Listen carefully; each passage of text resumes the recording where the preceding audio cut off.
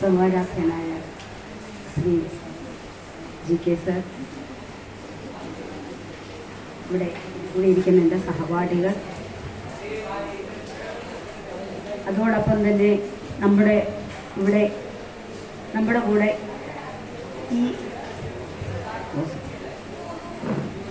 ഈ ഗുരുപൂർണിമാ ദിനത്തിൽ നമ്മോടൊപ്പം ചേരാൻ എത്തിച്ചേർന്നിരിക്കുന്ന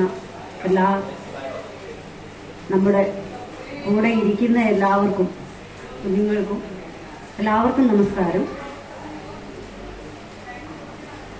ഒരു ഗുരുവിൻ്റെ ഇപ്പോഴത്തെ നമ്മളുടെ ഈ ആധുനിക കാലഘട്ടത്തിൽ ഗുരുവിൻ്റെ പ്രസക്തി എത്രത്തോളം ഒരു വലിയൊരു വിഷയമായതുകൊണ്ട് തന്നെ കുറച്ച് പേടിച്ചിട്ടാണ് നിൽക്കുന്നത്. അത്രത്തോളം കാര്യമായിട്ട് പറയാൻ പറ്റുമോ എന്ന് അറിയില്ല, എന്നാലും അറിയാവുന്ന കാര്യങ്ങൾ പറയാനാണ് ഉദ്ദേശിക്കുന്നത്.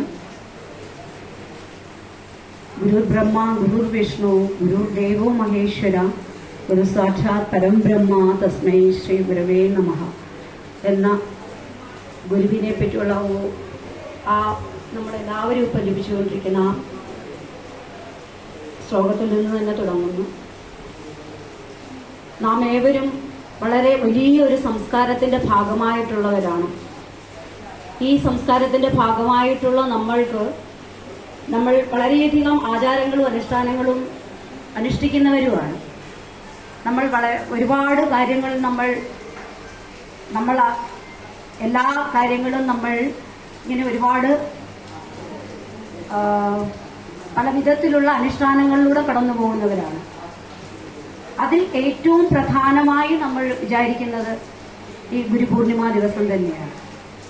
അതിൻ്റെ പ്രധാന കാരണം നമ്മളുടെ പുരാണ ഇതിഹാസങ്ങളിലെ ഏറ്റവും പ്രധാനമായ കാവ്യങ്ങൾ രചിച്ച വ്യാസഭഗവാന്റെ ജന്മദിനമായിട്ടാണ് ഈ ഗുരുപൂർണിമ ദിനം നമ്മൾ കൊണ്ടാടുന്നത്. അങ്ങനെയാണ് നമ്മളുടെ സങ്കല്പം. വ്യാസോച്ഛിഷ്ടം ജഗത് സർവം എന്നാണ് പ്രമാണം. വ്യാസഭഗവാൻ കടന്നു പോകാത്തതായിട്ടുള്ള ഒരു മേഖലയും നമ്മുടെ ജീവിതത്തിൽ ഇല്ല തന്നെ. എല്ലാ ചിന്തകളിലൂടെയും പ്രവൃത്തിയുടെയും അല്ലെങ്കിൽ നാം ജീവിതത്തിൽ അനുഭവിച്ചുകൊണ്ടിരിക്കുന്ന എല്ലാ വ്യഥകളിലൂടെയും സഞ്ചരിച്ച് അതിനനുസരിച്ചുള്ള മഹാകാവ്യം എഴുതിയ അദ്ദേഹത്തെ സ്മരിക്കുന്ന ഒരു ദിനമായിട്ടാണ് നാം ഇന്ന് ആചരിക്കുന്നത്. അതുകൊണ്ട് തന്നെ അത് മാത്രമല്ല, പുരാണ വേദങ്ങളെ, അറിവിനെ അതിന്റെ ചിന്താ രൂപമനുസരിച്ച് അല്ലെങ്കിൽ അതിന്റെ ആശയക്രമം അനുസരിച്ച് നാലായി തരംതിരിച്ച് ഋഗ്വേദം, യജുർവേദം, സാമവേദം, അഥർവവേദം എന്നിങ്ങനെ തരംതിരിച്ച് ആ ദിവസമായിട്ടും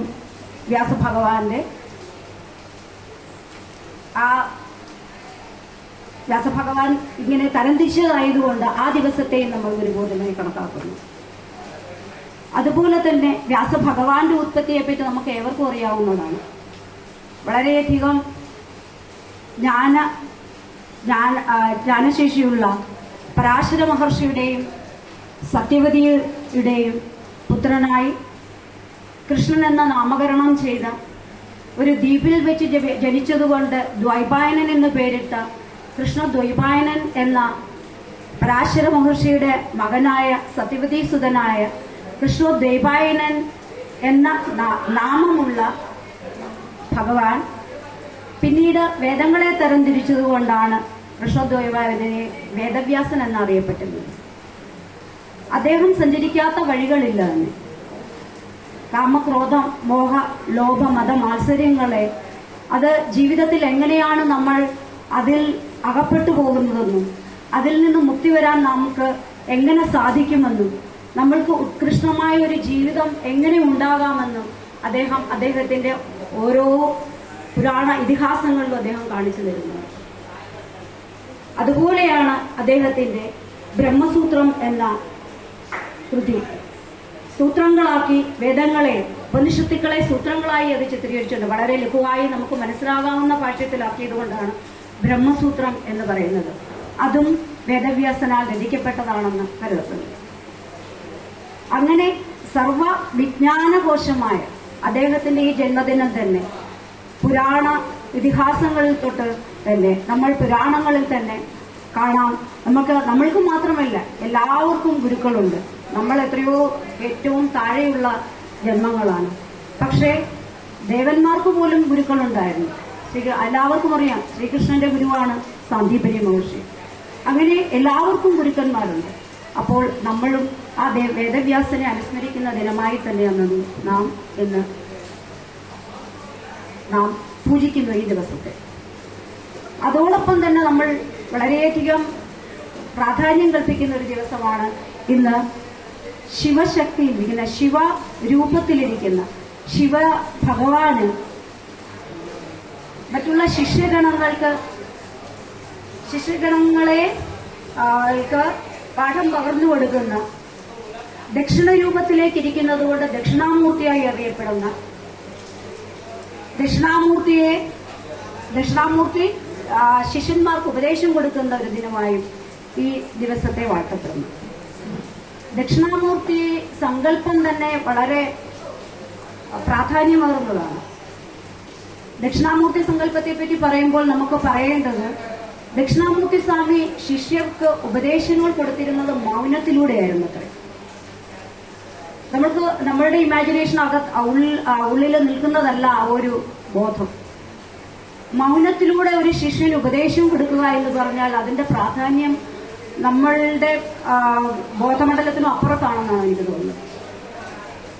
ആ ശ്ലോകങ്ങൾ, ശങ്കരാചാര്യ സ്വാമികളുടെ 2-3 ശ്ലോകങ്ങൾ എനിക്ക് കാണാതിരിക്കാൻ പറ്റിയിട്ടില്ല. അതുകൊണ്ട് ആ ശ്ലോകങ്ങൾ ഞാൻ വായിക്കാൻ വളരെ ഉണ്ട്. അതിൽ ഓ മൗനം വ്യാഖ്യാപ്രകടിത പരബ്രഹ്മതത്വം യുവാനാം വശിഷ്ടം ദേവന ഋഷി ഗുണേ ആവൃതം ബ്രഹ്മനിഷ്ഠേ ആചാര്യേന്ദ്രം കരകലിത ചിന്മുദ്രമാനസ് ആനന്ദരൂപം സാത്മാരാമം മുനിതവദനം ദക്ഷിണാമൂർത്തിവീടെ ചിത്രം വടകരോർമൂലെ വൃദ്ധാശിഷ്യ ഗുരുർയുവ ഗുരുസ്തമൗനം വ്യാഖ്യാനം ശിഷ്യാതു ചിന്ന സംശയ. ഗുരുവിന്റെ മൗനഭാഷ ശിഷ്യന്മാർക്ക് എങ്ങനെയായിരിക്കും അത് മനസ്സിലാവുന്നത്? നമ്മൾ ഘോരഘോരം പ്രസംഗിച്ചിട്ടാണ് ക്ലാസ്സിൽ കുട്ടികളൊക്കെ ക്ലാസ് എടുക്കുന്നത്. എന്നാൽ തന്നെ അവർക്ക് എത്രത്തോളം മനസ്സിലാവുന്നുണ്ടോ എന്നറിയില്ല. അതിന് വിപരീതമായി മൗനത്തിന്റെ ഭാഷയിൽ ഒരു ഗുരുവിന് ശിഷ്യനെ അറിയാൻ കഴിയുന്നുണ്ടെങ്കിൽ അത് ഹൃദയത്തോട് സമ്മതിക്കുന്ന ഒരു ഭാഷയാവണം അദ്ദേഹം എടുത്തിട്ടുണ്ടാവുക. ഹൃദയത്തോട് സമ്മതിക്കുമ്പോൾ മാത്രമേ, മനസ്സോട് സമ്മതിക്കുമ്പോൾ മാത്രമേ ഈ മൗനത്തിലൂടെ വ്യാഖ്യാനിക്കാൻ പറ്റുകയുള്ളൂ. മൗനത്തിലൂടെയാണ് അദ്ദേഹം വ്യാഖ്യാനിച്ചുകൊണ്ടിരുന്നത്. എന്നാൽ ശിഷ്യന്മാർക്ക് ഇതിലൊരു സംശയവും ഉണ്ടായിരുന്നില്ല. ഗുരു വ്യാഖ്യാനിക്കുന്നത് എല്ലാവർക്കും മനസ്സിലാകുന്നുണ്ടായിരുന്നു. അപ്പോൾ ആ ആത്മബന്ധം എത്രത്തോളം ഉണ്ടായിരുന്നു, ഗുരുശിഷ്യന്മാരുടെ ആ പരമ്പരയിലെ നാം ഇപ്പോൾ അനുഷ്ഠിക്കുന്ന അതിന് എത്രത്തോളം പ്രാധാന്യമുണ്ടെന്നുള്ളത് ഈ ഒരു ശ്ലോകത്തിലൂടെ തന്നെ നമുക്ക് മനസ്സിലാക്കാം. അതുമാത്രമല്ല, ഗുരു യുവാവും ശിഷ്യർ വൃദ്ധനുമായിട്ടാണ് പറയുന്നത്. ഇന്ന് ആലോചിച്ച് നോക്കൂ, നമ്മളെപ്പോഴും ആലോചിക്കുന്നത് ഒരു വലിയൊരു മരത്തിന്റെ ചുവട്ടിലിരുന്ന് വളരെ വൃദ്ധനായ അല്ലെങ്കിൽ എന്തെങ്കിലും താടിയും മുടിയും ഒക്കെ വളർത്തിയ ഒരു ഗുരു വളരെ ചെറുപ്പത്തിലുള്ള, വളരെ ചെറുതായിട്ടുള്ള കുട്ടികൾക്കും എല്ലാം യൗവനത്തിലുള്ള ആളുകൾക്കാണ് ശരിക്കും പറഞ്ഞു കൊടുക്കുന്നത്. എന്നാൽ ഇവിടെ പറയുന്നത് ദക്ഷിണാമൂർത്തി സ്വാമികൾ അദ്ദേഹം അവബോധം ചെയ്യുന്ന, അല്ലെങ്കിൽ അദ്ദേഹം കടന്നുപോകുന്ന ആ തത്വം എന്നത്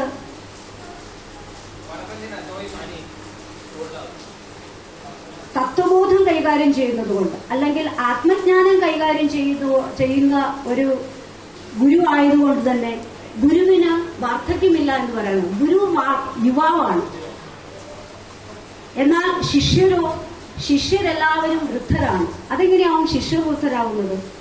ശിഷ്യർ വൃദ്ധനാകുക എന്ന് പറഞ്ഞാൽ ഈ സകല ജനന മരണങ്ങളിലൂടെ കടന്നു പോകുന്ന ശിഷ്യർ, കാമക്രോധ ലോകഭ മതമാഹത്സര്യങ്ങളിലൂടെ കടന്നു പോകുന്ന മനുഷ്യർ, ജീവിതത്തിന്റെ സങ്കീർണതകളിലൂടെ കടന്നു പോകുന്ന മനുഷ്യർ, അവരെപ്പോഴും വൃദ്ധരായിട്ടാണ് പോകുന്നത്. അതുകൊണ്ട് തന്നെ ദക്ഷിണാമൂർത്തി സ്വാമികൾ യുവാവാണ്. അദ്ദേഹത്തിന്റെ സങ്കല്പം തന്നെ യുവാവായ മൗനിയായ സ്വാമികളാണ്. അതേസമയം ശിഷ്യർ വാർദ്ധക്യം ബാധിച്ച ജരാനരകൾ ബാധിച്ച ആൾക്കാരെയായിട്ടാണ് ശിഷ്യന്മാരെ കരുതപ്പെടുന്നത്. അതിലും ഏറ്റവും പ്രധാനമായിട്ടുള്ളത് അദ്ദേഹം എങ്ങനെയാണ് ഇരിക്കുന്ന. ദക്ഷിണാമൂർത്തി സ്വാമികൾ ചിന്മുദ്രയിലാണ് ഇരിക്കുന്നത്. ചിന്മുദ്രയെ പറ്റി പറയുമ്പോൾ ശ്രീ വിവേകാനന്ദ സ്വാമികളെയാണ് ഓർമ്മ വരുന്നത്. വിവേകാനന്ദ സ്വാമികൾ ഇവിടെ ചട്ടമ്പി സ്വാമികളുടെ ഫോട്ടോ ഇവിടെ വെച്ചിട്ടുണ്ട്. ഈ സമയത്ത് എനിക്കിത് പറയാൻ അവസരം കിട്ടിയ ഭാഗ്യമായി കരുതുന്നു. വിവേകാനന്ദ സ്വാമികൾ ഈശ്വരനെ അന്വേഷിച്ച് പല ദിക്കുകളിലും നടന്നപ്പോൾ വിവേകാനന്ദ സ്വാമികൾ കേരളത്തിലും വരികയുണ്ടായി. വിവേകാനന്ദ സ്വാമികൾ കേരളത്തിൽ വരുന്ന അദ്ദേഹം പലയിടത്തും പല ദേശങ്ങളിലും സഞ്ചരിച്ച് ചിന്മുദ്രയുടെ അർത്ഥം മനസ്സിലാക്കാൻ വേണ്ടി പല ദേശങ്ങളിലും സഞ്ചരിക്കുകയുണ്ടായി. എന്നാൽ കേരളത്തിൽ വന്ന് ഇങ്ങനെ ഒരു മഹാനായ പണ്ഡിതനായ സ്വാമികൾ ഉണ്ട് എന്ന് മനസ്സിലാക്കി ചട്ടമ്പി സ്വാമികളെ പറ്റി അറിയാനും, ചട്ടമ്പി സ്വാമികളെ പറ്റി രണ്ടു വാക്ക് പറയാതെ കടന്നു പോകുന്നത് ശരിയല്ല എന്ന് തോന്നുന്നു. ചട്ടമ്പി സ്വാമികൾ ഒരു സകലകലാവല്ലഭനായിട്ടാണ് അറിയപ്പെടുന്നത്. അദ്ദേഹത്തിന് അറിയാത്തതായിട്ടൊന്നും ഉണ്ടായിരുന്നില്ല. യോഗം, മർമ്മം, കഥകളി, വേദാന്തം, വേദങ്ങൾ, പാണ്ഡിത്യം, ഇതിൽ തന്നെ പല ഭാഷകൾ, സംസ്കൃതം, വ്യാകരണം, തമിഴ്, മലയാളം എന്ന് വേണ്ട എല്ലാത്തിലും ഗുരുവായ ഒരു ആളായിരുന്നു ചട്ടമ്പി സ്വാമികൾ. അപ്പോൾ ചട്ടമ്പി സ്വാമികളെ പറ്റി ചട്ടമ്പി സ്വാമികൾക്ക് വേറൊരു അദ്ദേഹത്തിന്റെ ഏറ്റവും വലിയ ഗുണമായി കരുതപ്പെടുന്നത് അദ്ദേഹത്തിന് മനുഷ്യരോട് മാത്രമല്ല മൃഗങ്ങളോട് പോലും സംവദിക്കാനുള്ള കഴിവുണ്ടായിരുന്നു. പലരും കേട്ടിട്ടുണ്ടാവും. അദ്ദേഹത്തിന്റെ വളരെ പ്രധാനമായ ഒരു കഥയുണ്ട് ഈ മൃഗങ്ങളുമായിട്ടുള്ള സംവദിക്കാൻ. ഒരിക്കൽ ഒരു വളരെ ഇതായിട്ടുള്ള ഒരാൾ, എന്താ വെച്ചാൽ ഗവൺമെന്റിൽ ജോലിയുള്ള ഒരാളെന്ന് വിചാരിക്കും. ഗവൺമെന്റ് ഉദ്യോഗസ്ഥനാണ്. പക്ഷേ കോഴയ്ക്കും എല്ലാ തിരിമറികൾക്കും ശ്രേഷ്ഠനായിട്ടുള്ള ഒരാളാണ്. അപ്പോൾ അദ്ദേഹത്തെ കൊണ്ട് എല്ലാവരും ബുദ്ധിമുട്ടിയിരിക്കുന്ന ഒരു സമയമാണ്. അപ്പോൾ ഒരിക്കൽ അദ്ദേഹം ആ സ്ഥലം സന്ദർശിച്ചപ്പോൾ ഈ മനുഷ്യനെ പറ്റി കേൾക്കുകയുണ്ടായി. അപ്പോൾ ചട്ടമ്പി സ്വാമികൾ വന്നതറിഞ്ഞിട്ട് പലരും അദ്ദേഹത്തിന്റെ വീടുകളിലേക്ക് ഇവരെയൊക്കെ ക്ഷണിക്കാറുണ്ട് കഴിക്കാൻ വേണ്ടിയിട്ട്. അപ്പോൾ എല്ലാം ഒരിക്കൽ അദ്ദേഹത്തെയും ക്ഷണിച്ചു. ചട്ടമ്പി സ്വാമികളെ ക്ഷണിച്ചപ്പോൾ ചട്ടമ്പി സ്വാമികൾ പറഞ്ഞു, ശരി, എല്ലാവരും എന്നെ വിളിച്ചതല്ലേ, ഞാൻ വന്നുകൊള്ളാമെന്ന് പറഞ്ഞു. കുറച്ച് സമയം കഴിഞ്ഞപ്പോൾ അദ്ദേഹം വിളിച്ചിട്ട് പറഞ്ഞു, എന്റെ കൂടെ കുറച്ച് ആൾക്കാരും കൂടെ ഉണ്ടാകുമെന്ന്. ശരി, ആയിക്കോട്ടെ, ഒരാളെ വിളിച്ചതല്ലേ, അപ്പോൾ അദ്ദേഹത്തിന്റെ കൂടെ ഉള്ളവരെയും നമ്മൾക്ക് ആതിഥ്യ മര്യാദ അനുസരിച്ച് നമുക്ക് സ്വീകരിച്ചേ പറ്റുള്ളൂ. അങ്ങനെ അവരെ സ്വീകരിക്കാൻ റെഡിയായി എല്ലാം ഒരുക്കിയിരുന്നു ആ മനുഷ്യൻ. പക്ഷേ പിറ്റേ ദിവസം അദ്ദേഹം ചട്ടമ്പി സ്വാമികൾ എത്തി. ചട്ടമ്പി സ്വാമികൾ ആദ്യം കയറി വന്നു. അദ്ദേഹത്തെ ആതിഥ്യ മര്യാദ അനുസരിച്ച് അദ്ദേഹത്തെ സ്വീകരിച്ചിരുത്തി. അതിനുശേഷം നിങ്ങളുടെ കൂടെ പലരും വേറെ ആരൊക്കെയോ വരുന്നു എന്ന് പറഞ്ഞല്ലോ, ഞാൻ എല്ലാവർക്കും വേണ്ടിയിട്ട് അന്നെ ഒരുക്കിയിട്ടുണ്ട് എന്ന് പറഞ്ഞപ്പോൾ പറഞ്ഞു, സദ്യ ഒരുക്കിയിട്ടുണ്ട്. പറഞ്ഞപ്പോൾ അതാ ഞാൻ വിളിക്കുകയാണെന്ന് പറഞ്ഞു. ഉടനെ ഒരു ചെറിയൊരു സൈൻ കൊടുത്തതേ ഉള്ളൂ. നായകൾ 19 നായകൾ വരിവരിയായി കടന്നു വന്നു. അപ്പോൾ ഈ മനുഷ്യന് എന്ത് ചെയ്യണമെന്നറിയാതെ ആയിപ്പോയി. വളരെ ലൈനിൽ വളരെ ഉത്തരവാദിത്വത്തോടുകൂടി വിളിച്ചിട്ട് നമ്മൾ സ്കൂളിലൊക്കെ പിള്ളേർ ലൈനായിട്ട് വരുന്നത് പോലെ നായകൾ വരികയാണ്. ഇത് കണ്ടപ്പോൾ തന്നെ ഇത് കണ്ടപ്പോൾ ഈ മനുഷ്യന് വളരെയധികം ആശ്ചര്യം തോന്നി. ഒന്നും പറയാൻ പറ്റില്ലല്ലോ, ചട്ടമ്പി സ്വാമികളാണ് വന്നിരിക്കുന്നത്, അദ്ദേഹത്തിന്റെ കൂടെ നായകളാണ്, ആരായാലും ശരി സ്വീകരിച്ചെങ്കിലേ പറ്റുള്ളൂ. അപ്പോൾ എന്നാ വിളമ്പിക്കോളൂ എന്ന് പറഞ്ഞു. എല്ലാവരും ഇരുന്നു, സദ്യ ആരംഭിച്ചു. എല്ലാവരും സംതൃപ്തരായി സദ്യയും കഴിച്ചു. സദ്യയും കഴിച്ചതിന് ശേഷം നന്ദി പറഞ്ഞു. എന്നാൽ നിങ്ങൾ പൊയ്ക്കോളൂ എന്ന് പറഞ്ഞ് വരിവരിയായി അവർ തിരിച്ചും പോയി. നായകളെല്ലാം തിരിച്ചു പോയി. എന്നാൽ ആ സമയത്ത് ഈ മനുഷ്യന്റെ ഉള്ളിലുണ്ടായ വിചാരങ്ങൾ എന്തായിരിക്കുമെന്ന് ചട്ടമ്പി സ്വാമികൾക്ക് നന്നായി അറിയാമായിരുന്നു. അദ്ദേഹം പറഞ്ഞു, നിങ്ങൾ പേടിക്കേണ്ട, ഈ വന്നവരൊക്കെ കഴിഞ്ഞ ജന്മത്തിൽ നിങ്ങളെപ്പോലെ തന്നെ വലിയ വലിയ ഉദ്യോഗസ്ഥന്മാരായിരുന്നു.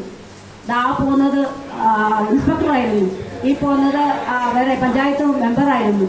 ഈ വരുന്ന ആള് നിങ്ങളുടെ കൂടെ നികുതി വെട്ടിപ്പ് നടത്തിയ ഒരാളായിരുന്നു. അതുകൊണ്ട് നിങ്ങൾ ഒരു തരത്തിലും വിഷമിക്കേണ്ട കാര്യമില്ല. ഈ പോകുന്നവരെല്ലാം വലിയ വലിയ പോസ്റ്റുകളിൽ ഇരുന്നവരാണ്.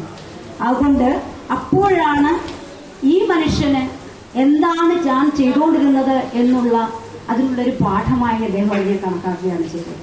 അപ്പോൾ ഇത് ചട്ടമ്പിസ്വാമികളുടെ ഒരു കഥയല്ലാതെ നടന്ന ജീവചരിത്രത്തിൽ തന്നെ ഉള്ളതാണെന്നാണ് പറയുന്നത്. അങ്ങനെ ഇത്രത്തോളം മഹാനായ ഒരു മനുഷ്യനായിരുന്നു ചട്ടമ്പിസ്വാമികൾ. ഒരു വീട്ടിൽ എലിശല്യം കൂടുതലായിരുന്നു. അത് അവരുടെ വീട്ടിൽ ഒരു തുണി പോലും വെക്കാൻ പറ്റില്ല. പുതിയ പുതിയ തുണികൾ കൊണ്ടുവന്ന് അതെല്ലാം എലി കരണ്ട് തിന്നു. അങ്ങനെ അടുത്ത ദിവസത്തേക്ക് വേണ്ടിയിട്ടുള്ള പുതിയ കുറേ ഡ്രസ്സുകൾ അവർ വാങ്ങിച്ചു വെച്ചു. പിറ്റേ ദിവസം പോകാമേ, കല്യാണമാകാം അല്ലെങ്കിൽ ഏതെങ്കിലും ഒരു ഫംഗ്ഷൻ ആകാം. പക്ഷെ അത് എടുത്തു നോക്കിയപ്പോഴാണ് അത് മുഴുവൻ എലി കരണ്ടിരിക്കുന്നത്. അവർക്ക് പോകാൻ പറ്റാത്ത ഒരവസ്ഥയാണ്. അപ്പോൾ ഇതിൽ നിന്ന് നിവർത്തിക്കാൻ ഒരേ ഒരു മാർഗ്ഗം ഉണ്ടായിരുന്നുള്ളൂ. ഇതിനോട് സമ്മതിക്കാൻ പറ്റുന്ന ജീവജാലങ്ങളോട് സമ്മതിക്കാൻ പറ്റുന്ന ഒരേ ഒരാളേ ഉള്ളൂ. ആ സമയത്ത് ചട്ടമ്പിസ്വാമികളെ വിളിച്ചു. അദ്ദേഹത്തോട് പറഞ്ഞു, ഇങ്ങനെയാണ് ഞങ്ങളുടെ വീടിന്റെ അവസ്ഥ. അദ്ദേഹം പറഞ്ഞു, അതിനെന്താ, നിങ്ങൾ കുറച്ച് ഭക്ഷണമൊക്കെ ഉണ്ടാക്കി വെക്കും, ഞാൻ വരാം ഒരു ദിവസം എന്ന് പറഞ്ഞു. അങ്ങനെ അദ്ദേഹം ആ വീട്ടിൽ ചെന്നു. ഒരു മുറിയിൽ കയറി അടച്ചിരുന്നിട്ട് പറഞ്ഞു അവരെ എല്ലാവരെയും വിളിച്ചു വരുത്തി. എലികളെല്ലാവരും ഈ പറഞ്ഞ പോലെ ലൈനിൽ ക്യൂവിൽ നിന്ന് എല്ലാവരെയും ഇരിക്കാൻ പറഞ്ഞു. എല്ലാവരെയും ഇരുത്തി. അതിനുശേഷം അദ്ദേഹം ചോദിച്ചു, ആ ഒരു തുണിയുടെ കഷ്ണം എടുത്ത് കാണിച്ചു. പുതിയ തുണിയാണ്, അത് വളരെ വിലപിടിപ്പുള്ള ഒരു തുണിയായിരുന്നു. കല്യാണത്തിലൊക്കെ പോകാനായിട്ട് കൊണ്ടുവന്നതായിരുന്നു ചട്ടമ്പിസ്വാമി. കാണിച്ചു കൊടുത്തിട്ട് ചോദിച്ചു, ഇത് ആരാ ചെയ്തത്? അപ്പോൾ ആരും ആദ്യം ഒന്നും മിണ്ടിയില്ല. പിന്നീട് അതിൽ നിന്ന് ഒരാൾ മുമ്പിലോട്ട് പോയി, ഒരെലി മുമ്പോട്ട് വന്നിട്ട് ഇങ്ങനെ കുനിഞ്ഞു നിന്നു. അപ്പോൾ പറഞ്ഞു, അപ്പോൾ നീയാണിത് ചെയ്തത് അല്ലേ? അങ്ങനെ ചെയ്യാൻ പാടുണ്ടോ? എത്രത്തോളം പൈസ കൊടുത്തിട്ട് വാങ്ങിച്ചത് ഇതാണിത്. അപ്പോൾ ഉടനെ തന്നെ ചട്ടമ്പിസ്വാമികളോട് അത് മാപ്പ്, അതിന്റെ ഭാഷയിലാണ് പറയുന്നത്, പക്ഷെ അത് അദ്ദേഹത്തിന് മനസ്സിലാവുന്നുണ്ട്. മാപ്പ് പറഞ്ഞു. പിന്നീട് അവർക്ക് ആവശ്യമുള്ള ഭക്ഷണവും കൊടുത്തിട്ട് പിന്നീട് ആ വീട്ടിൽ എലിശല്യം ഉണ്ടാവുകയില്ല എന്ന് ഉറപ്പ് കൊടുത്തിട്ടാണ് പോയത്. അങ്ങനെ ആ വീട്ടിലെ എലിശല്യം പൂർണ്ണമായും നിർമ്മാർജ്ജനം ചെയ്തു എന്നാണ് പറയുന്നത്. അങ്ങനെ ഒരുപാട് കഥകളുണ്ട് പറയാൻ. നമ്മളുടെ സമയപരിധി പോലെ എല്ലാത്തിലൂടെ പോകുന്നില്ല. ഞാൻ പറഞ്ഞു വന്നത് ആത്മജ്ഞാനത്തിന്റെ വഴികളാണ്. അപ്പോൾ വിവേകാനന്ദ സ്വാമികൾ കേരളത്തിൽ വന്ന സമയത്താണ് ഈ പറഞ്ഞ പോലെ ഈ ചിന്മുദ്രയുടെ അർത്ഥം തേടിയാണ് അദ്ദേഹം വന്നത്. അപ്പം ചിന്മുദ്രയുടെ അർത്ഥം തേടി വന്നപ്പോൾ ഈ ചട്ടമ്പിസ്വാമികളെ സമീപിക്കുകയും അദ്ദേഹം ചിന്മുദ്രയുടെ അർത്ഥം വിവരിച്ചു കൊടുക്കുകയുണ്ടായി. ചിന്മുദ്രയ്ക്ക് ഒരുപാട് അർത്ഥതലങ്ങളുണ്ട്. ഒരുപാട് തരത്തിൽ അതിനെ വ്യാഖ്യാനിച്ചിട്ടുണ്ട്. അപ്പോൾ അതില് ഏറ്റവും വിവേകാനന്ദ സ്വാമികൾക്ക് ഏറ്റവും ആശയപരമായി കൂടുതൽ സ്വാധീനിക്കാൻ കഴിഞ്ഞ ഒരു ആശയമാണ് നമ്മുടെ ചട്ടമ്പിസ്വാമികൾ വിവരിച്ചു കൊടുത്തത്. അത് ഇങ്ങനെയായിരുന്നു. ചിന്മുദ്രയിലിരിക്കും. നമ്മൾ ഈയിടെയാണ് ചിന്മുദ്രയെ പറ്റി കൂടുതലായിട്ട് അറിയാൻ കഴിഞ്ഞത്. നമ്മുടെ അയ്യപ്പസ്വാമിയുടെ സമയത്ത് നമ്മുടെ ശബരിമലയിലെ സമയത്ത് നമ്മൾ ചിന്മുദ്രയെ പറ്റി ഒരുപാട് കേട്ടിരുന്നു. ന്യൂസിലും ന്യൂസ് പേപ്പറിലും എല്ലാത്തിലും വന്നിരുന്നു. അപ്പൊ ചിന്മുദ്രയിലിരിക്കുന്നത് അതിന് വളരെയധികം അർത്ഥ വ്യാഖ്യാനങ്ങൾ ചെയ്യാൻ പറ്റുന്നതാണ്. ചിന്മുദ്രയിൽ സ്ഥൂല സൂക്ഷ്മ കാരണ ശരീരങ്ങളാണ് ഈ 3 വിരലുകൾ. ഈ സ്ഥൂല സൂക്ഷ്മ കാരണ ശരീരങ്ങളോട് ചേർന്നിരിക്കുന്ന ജീവൻ ഈ ചുടുകളുടെ ജീവനായിട്ടാണ് നിൽക്കുന്നത്. ആ സ്ഥൂല സൂക്ഷ്മ കാരണ ശരീരങ്ങളോട് ചേർന്നിരിക്കുന്ന ഈ ജീവനെ നിവർത്തിച്ച് അതിൽ നിന്ന് മാറ്റി ഈ ആത്മബോധം, തളവിരൽ ആത്മബോധത്തിന്റെ പ്രതീകമായിട്ടാണ് അറിയപ്പെടുന്നത്. അപ്പോൾ സ്ഥൂല സൂക്ഷ്മ കാരണ ശരീരങ്ങളോട് ചേർന്നിരിക്കുന്ന നമ്മുടെ ശരീരത്തെ അതിൽ നിന്ന് മാറ്റി, അതിൽ നിന്ന് നിവർത്തിച്ച്, ജീവനെ നിവർത്തിച്ച് ആത്മസാക്ഷാത്കാരത്തിലേക്ക് നയിക്കുകയാണ് ഈ ചിന്മുദ്ര കൊണ്ട് അർത്ഥമാക്കുന്നത് എന്നാണ് നമ്മുടെ ചട്ടമ്പിസ്വാമികൾ അദ്ദേഹത്തിന് വിവരിച്ചു കൊടുത്തത്. ആ വിവരണത്തിൽ അദ്ദേഹത്തിന് വളരെയധികം ആത്മസംതൃപ്തി തോന്നുകയും ആ വിവരണത്തിൽ അദ്ദേഹത്തിന് ഒരുപാട് ഇഷ്ടം തോന്നുകയും ചെയ്തു. അങ്ങനെയാണ് അദ്ദേഹം അവിടെ നിന്ന് മടങ്ങിപ്പോയത്. അങ്ങനെ വളരെയധികം അർത്ഥവ്യാപ്തിയുള്ള, അല്ലെങ്കിൽ ഈ സാംസ്കാരിക പൈതൃകത്തിന്റെ മുഴുവൻ കേന്ദ്രീഭാവമായിട്ടുള്ള ഈ ദിവസം നമ്മൾ ഓരോരുത്തരും ഇതിന്റെ ഭാഗമാണ് എന്നറിയുമ്പോഴാണ്, ഇതിന്റെ കണ്ണികളാണ് നമ്മൾ. ഒരു ശിഷ്യ പാരമ്പര്യത്തിന്റെ കണ്ണികളായിരിക്കുന്നവരാണ് നമ്മൾ ഏവരും. അതിൽ നാരായണനിൽ തുടങ്ങി നാരായണൻ, പത്മഭൂഷൺ, പിന്നീട് ആ പരമ്പരയിൽ പരാശര മഹർഷി, വ്യാസൻ, ശുഖബ്രഹ്മ മഹർഷി, അങ്ങനെ ആ പാരമ്പര്യത്തിൽ തുടങ്ങി അതിന്റെ അവസാന കണ്ണികളല്ല, നമ്മൾ അതിൽ ഉൾപ്പെട്ട ഒരു കണ്ണിയാണ് നമ്മൾ. ആ കണ്ണികളിലാണ് നമ്മൾ എന്ന ബോധമുണ്ടാകുമ്പോഴാണ് നമ്മൾ എത്രയോ ഭാഗ്യം ചെയ്ത ജന്മങ്ങളാണ് എന്ന് നമുക്ക് മനസ്സിലാവുന്നത്. അതുകൊണ്ട് തന്നെ ഈ ദിവസം നമ്മുടെ ഒരു പരമ്പരയെ മുഴുവൻ അനുസ്മരിക്കുന്ന ഈ ദിവസം, അതുകൊണ്ട് തന്നെയാണ് അതിന് ഋഷിയജ്ഞം എന്ന് പേരിട്ടിരിക്കുന്നത്. നമ്മളെല്ലാവരും ഇപ്പോൾ ഋഷിയജ്ഞത്തിന്റെ ഭാഗമായുള്ളവരാണ്. ഈ ഋഷിയജ്ഞത്തിന്റെ ഭാഗമായുള്ളവർ നമ്മൾ ഏവർക്കും ഭാഗ്യമുള്ളവരാണ്. അതുപോലെ തന്നെ നമുക്ക് ഏവർക്കും ഉള്ള ഏറ്റവും വലിയ സൗഭാഗ്യം നമ്മൾക്ക് ഏറ്റവും നല്ല ഒരു ഗുരുവിനെ കിട്ടുക എന്നുള്ളത്. നമ്മുടെ ജീവിതത്തിൽ ഏറ്റവും നല്ല ഒരു ഗുരുവിനെ കിട്ടുന്നതാണ് നമ്മളുടെ ഏറ്റവും വലിയ ഭാഗ്യം. അതിന്റെ ഏറ്റവും ഉത്തമ ഉദാഹരണമാണ് ശ്രീകൃഷ്ണ അർജുനന്റെ ശ്രീകൃഷ്ണന്റെയും അടുപ്പം. അവർ ചെറുപ്പകാലം മുതൽ അവർ ഏറ്റവും വലിയ സുഹൃത്തുക്കളാണ്.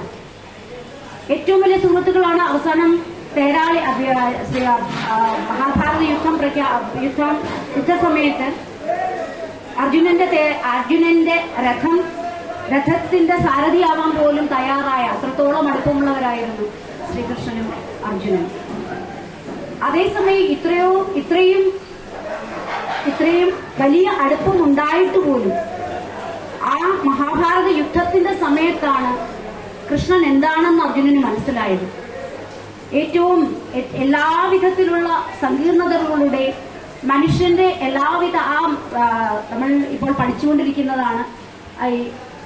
അതിൽ തന്നെ നമുക്ക് മനസ്സിലായിട്ടുണ്ട് എന്തെല്ലാം മനോവ്യഥകളിലൂടെയാണ് അർജുനൻ കടന്നു പോകുന്നത് ഈ യുദ്ധഭൂമിയിൽ നിന്ന്. എല്ലാം കൊണ്ട് തകർന്ന് തരിപ്പണമായ അർജുനൻ ആ നിലയിൽ നിന്ന് ഉയർത്തി അദ്ദേഹത്തിന്റെ ഒരു ഗുരു എന്ന സ്ഥാനത്തിൽ ഒരു ഗുരുവായി ആ സമയം ശ്രീകൃഷ്ണൻ ഉയർന്നതുകൊണ്ട് മാത്രമാണ്, അല്ലെങ്കിൽ ആ ഗുരുവിനെ അപ്പോഴാണ് അർജുനനെ തിരിച്ചറിയാൻ പോലും കഴിയുന്നത്. ആ സമയത്ത് മാത്രമാണ് അർജുനന്റെ കൂടെ ഉള്ളത്. ആ നിമിഷം വരെ വളരെയധികം കാര്യത്തോടെ, വളരെ ഗൗരവമല്ലാത്തതുള്ള കാര്യത്തോടെ, എല്ലാ കാര്യത്തിലും കൂടെ നിൽക്കുന്നു എന്നുള്ളതല്ലാതെ ഒരു ഗുരുഭാവത്തിൽ അദ്ദേഹം ഒരിക്കലും കൃഷ്ണനെ കണ്ടിട്ടുണ്ടായിരുന്നില്ല. പക്ഷേ ആ നിമിഷം ഒരു ഗുരുഭാവം അദ്ദേഹം ദർശിക്കുകയാണ് ചെയ്യുന്നത്. അപ്പോൾ ശ്രീകൃഷ്ണനുള്ള ഗുരുഭാവം ആ സമയം അദ്ദേഹം തിരിച്ചറിയുന്നു.